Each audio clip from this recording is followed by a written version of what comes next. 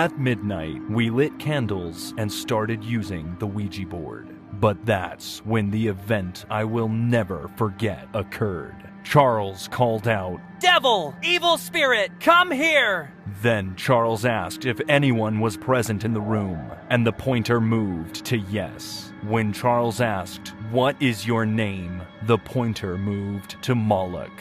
Charles muttered to himself, "Okay, Moloch, show us your physical form. What do you look like?"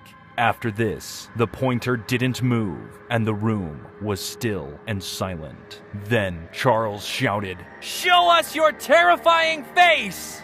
But at that moment, suddenly a pair of eyes appeared on Charles' forehead. I screamed in surprise. I thought I was hallucinating.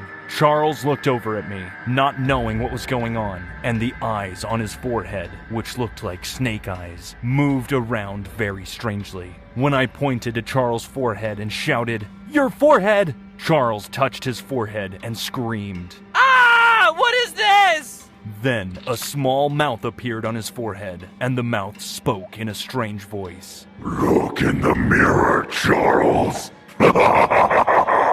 And then deep red blood flowed out of the mouth and covered Charles' face. Charles ran into the hallway, howling, and I followed him. Charles screamed and went into the bathroom, turned on the shower, and a moment later came out of the bathroom soaking wet. Some of the blood remained smeared on his face, giving him a faint red glow. Charles stood there with a blank expression. The eyes and mouth were gone from his forehead. Charles and I couldn't say anything. What the hell happened?